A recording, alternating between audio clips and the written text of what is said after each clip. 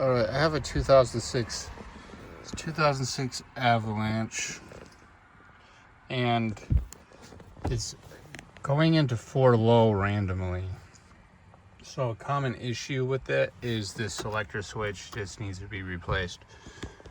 And it has this little bezel over it. There's no screws, so you could just pull it right out of there and it comes right out, but you have to lower down the steering wheel, so you don't want to break this piece.